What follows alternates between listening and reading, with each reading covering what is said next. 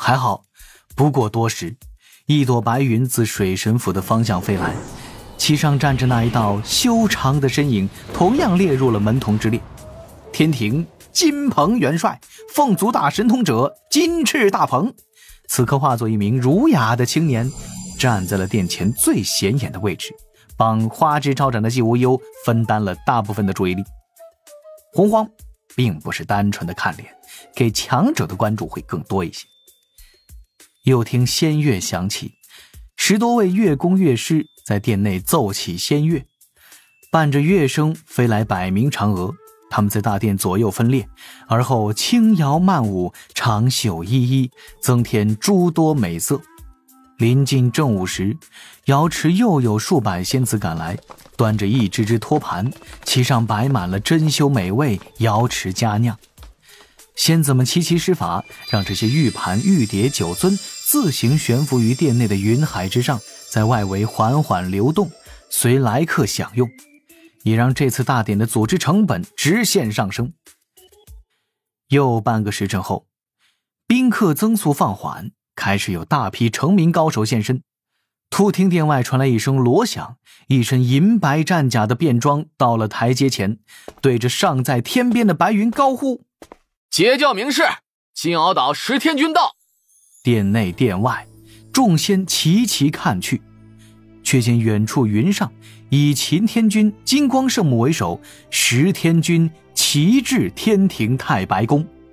虽然10天君是当年想对标阐教12金仙且贻笑大方的高手组合，但该有的牌面自是有的。便装话音落下，转身回到自己的位置，一旁的敖乙立刻向前迈出半步，高呼：阐教12金仙，太乙真人、玉鼎真人、道行天尊到。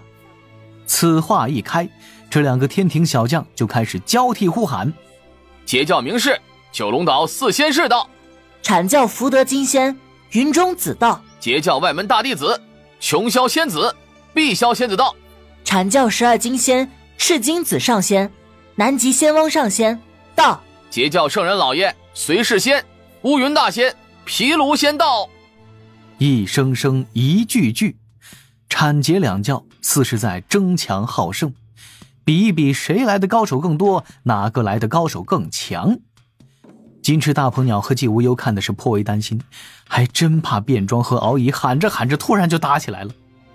阐教副教主燃灯。敖乙话语稍微一顿，声音压了下来，小声补充了一句：已到。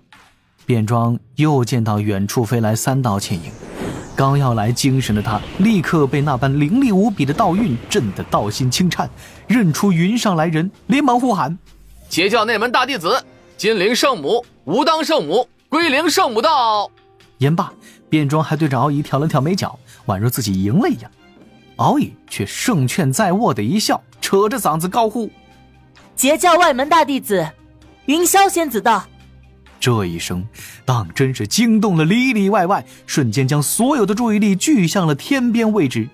一朵白云缓缓飘来，一抹倩影亭亭玉立，截教云霄。哇，你看他今日并未遮掩面容身形，更是着重打扮了一番，甚至还化了淡淡的妆容，显然是对今日之事无比重视。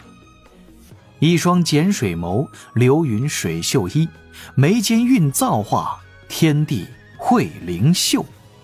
那纤美身姿略显柔弱，如瀑青丝随风轻舞，不生妩媚，不增威势，却能让人挪不开目光，又不敢直视，只能够心底赞叹一声：水神这羡慕不来的身后福缘。云霄仙子尚未落在殿前，金翅大鹏鸟、便装、敖乙已经是齐齐向前，在半路同时抱拳低头，齐声道：拜见云霄仙子。水神大人此时正在水神府中，尚未来此。您是去水神府与大人碰面，还是在此稍作等候？有劳3位将军，我在此地与各位一同等候就是。您但有差遣，请招呼我们几个。随之3人各自侧身，请云霄仙子入内。下方那2排左右而立的嫦娥们此时也都在仔细的打量，心底一个个都服了气，明白他们的总教习为何能无视恒河之美，不惹广寒之祸了。两位领队的仙子对视一眼，忽地变了步伐，各自带着几位嫦娥缓步走来，在云霄仙子落在殿前的一瞬，左右环绕而上，在云霄仙子身旁翩然起舞。云霄看得也有些新奇，在殿门前静静立着，却不知自己此时被仙光环绕，美得如梦如幻。水神府，李长寿的仙识看着这一幕，不由一阵傻乐。他肚子里的墨水有限，翻来覆去不过好看。更知云霄素喜清静，能这般现身，完全是为了多给他几分颜面。更别说鲜少起妆容的他，今日又施了淡妆，也真是难为他了。李长寿坐在书房中等了一阵儿，先是捕捉到了东木公匆匆而来的身影，略作思索，嘴角露出一点坏笑。不一会儿，门外便传来了东木公的呼喊声：“长庚，长庚可在？哎呦，长庚你怎么还不现身？”屋门打开，李长寿端着拂尘走了出来，故意露出几分疑惑的表情。“啊，木公，这是怎么了？需我去何处现身？”这东木公眼睛一瞪，今日要去宣旨的他特意换上了一身华袍。长庚你可是在逗我？你还不知发生了何事？发生了何事？我近来一直在专心修行，左右天庭、仙盟、道门三教都无大事。这怎么就……东木公不由得一阵跺脚，忙道：“快去太白殿，陛下给你安排了一次大典，请来了洪荒各路高手，今日让你晋升2阶。”突然，李长寿抬手打断了东木公的话语声，他眉头紧皱，闭上双眼，口中道：“刚才斗木公的，且等，那边出了一点事。”东木公不明所以，刚要开口说话，李长寿却是面色一变，脚尖一点，身形唰的一声消失不见，只在周遭乾坤留下一圈圈水波痕迹。太白宫、太白大殿中，各处仙乐停了，起舞的嫦娥们也停下舞姿，与各路仙神一同看向了大殿最深处的位置。那里有一个俊俏灵秀的仙子，正手足无措地看着眼前的阐教副教主，手中端着的托盘茶杯歪倒，大半茶水洒在了燃灯的道袍上。这仙子李长寿既熟悉又陌生，正是为了今日提前出关的龙吉。在燃灯不远处就是截教几位大弟子，刚刚龙吉便是要去为云霄仙子敬茶，却在路过此处时，不知为何手滑了。前辈，我这就……龙吉连忙收起托盘，有些手足无措。燃灯双目一凝，淡然道：“燕庭公主可是有意针对贫道？”而后散出自身威压，双目带着几分锐芒。龙吉轻轻皱眉，他却知自己必须沉着应对，不可失礼，也不可让天庭蒙羞，一时之间不知该如何解释才算稳妥。正此时，太乙真人眉头一皱，就要不吐不快，却被侧旁的赤精子眼神制止了。燃灯毕竟是副教主，私下里可以不尊，但是这般场合却不能让人看了笑话。侧旁金灵圣母冷哼一声，双目凝视此地，迈步就要向前来，他可不惯着燃灯。但是金灵圣母刚迈出半步，一抹青光闪入殿内，道道青色光弧四散，殿内乾坤在微微震荡。一名身着白袍的白发老道凭空出现在燃灯面前，慈眉善目，嘴角带着淡淡的笑意。今日主角天庭水神李长庚。李长寿不得不急。龙吉在原本的封神劫难之中，就是因为失礼而被贬下凡间。若此事被燃灯往大了闹，非但会害了龙吉，还会让玉帝陛下对阐教怀恨在心，挑拨阐教与天庭的关系就这般简单达成了。平静之下，凶险四伏。李长寿心念迅速转动，已经是寻到了最稳妥之法。燃灯副教主莫怪，我这弟子性子直，有些嫉恶如仇。平日里听我言说副教主故意挑拨产劫两教关系之事太多了，这才没有忍住。这杯茶当我弟子敬上。龙吉，去旁处吧。一杯茶水，一句责问，看似只是燃灯有些小肚鸡肠，但在颇重面皮的洪荒，这确实是能够成为发难的借口，还是十分合理的借口。但是燃灯刚才一句可是有意针对，还在为发难造势。一抹青光带着电弧闪过，今日的主角即将晋升为2阶正神太白金星的天庭水神李长庚，直接出现在燃灯面前，不由分说将龙吉护在身后，又出言讽刺，强行开团。此时殿内殿外的众多仙人大多都觉得这一位天庭全神未免有些霸道，且完全不给阐教副教主留颜面。当然了，大多数仙人都以为天庭李长庚与燃灯道人本身处于敌对状态，个人恩怨极重，以至于当场开撕，2个字，豪横。而少数仙人仔细的思索品味，发现此事并没有那么简单。水神背后的那灵秀女仙，先不提她天庭公主的身份，好歹也是天仙境后期的修为，距离金仙境已是不远，道性扎实，气息祥和，如何会端不稳一杯茶水？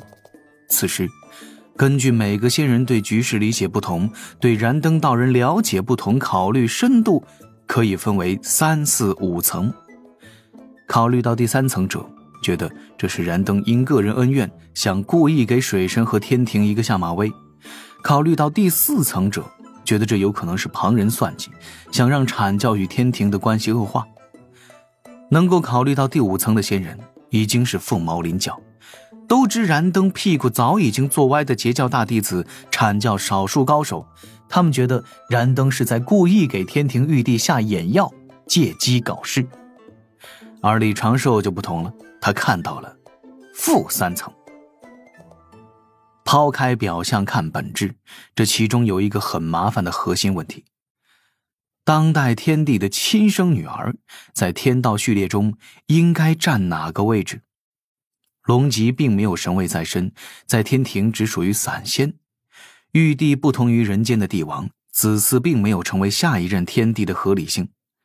天帝乃是道祖或者说天道指定，这种背景之下，龙吉的处境略显尴尬。龙吉在原本的劫难之中，就是因一次蟠桃宴上失了礼数，就被贬下凡间，而后又被福元仙翁那个如今已经没了的老家伙算计，被强行许配给了手下败将红锦，在后续大战中与红锦双双毙命，一缕元神上了封神榜，始为逍遥身，回天榜上神。对龙吉的故事，李长寿在刚开始算计封神时曾有2个猜想。第一，是玉帝有意而为，用龙吉的牺牲表明自己代天道执掌3界至公无私，借此树立自身威严，在封神大劫后迅速膨胀的天庭神权体系巩固自身地位。第二，龙吉其实是被人算计，有人借此抹黑玉帝。可李长寿上天庭后，随着对玉帝的了解逐渐加深，直接否掉了前者，并十分肯定就是有人故意为难龙吉，借此为难玉帝。而今福元仙翁已死，李长寿本以为龙吉的故事路线已经更改，但是没有想到燃灯又跳了出来，还真是防不胜防。李长寿来的路上全力推算，分析了3条不同情节发展路线，很快就想通了此间关键。假如他换一种相对温和的处理方式，燃灯或许会暂时闭嘴，但是这一杯洒在身上的茶就成了后续燃灯发难的借口，甚至只需要1、2仙神稍后多嘴说1、2句，燃灯就可以重拳出击。若燃灯道人今日铁了心搞事，定会用天庭公主在天庭处于何种位置来进一步质疑天庭是否秉承天道至公的理念，这都是套路啊。若玉帝中了这般陷阱，很有可能就会从重的惩罚龙吉，而后心底一阵抓狂。所以李长寿直接站了出来，站在燃灯面前，简单的2句话将龙吉划为自己的弟子，太清道的徒孙，将龙吉剥离天庭体系。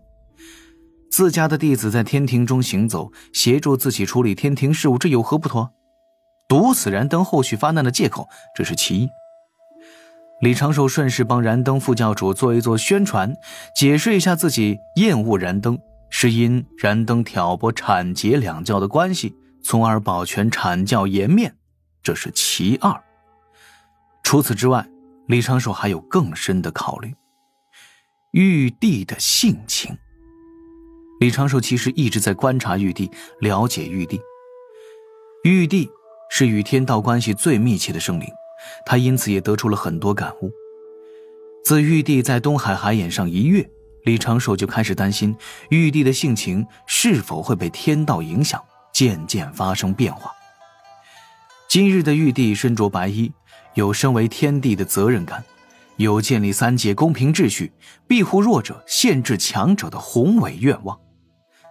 李长寿其实有些抗拒玉帝陛下换上一身神袍，双目失去笑意，变得麻木不仁，只遵循天条天规办事，对生灵渐渐冷漠。从这个角度而言，李长寿也不能让龙吉遭了算计。在燃灯借机发挥之前，直接掀了桌子，从护下龙吉的角度是最稳妥的办法。这并非自己轻视燃灯古佛，更非放弃了一贯的行事准则。稳可是刻在骨髓中的事儿，必须坚持10000年不动摇。凡事有利有弊，难有十全十美。李长寿的这般处置也有弊病，毕竟是临时决定的策略，有缺憾也是情理之中。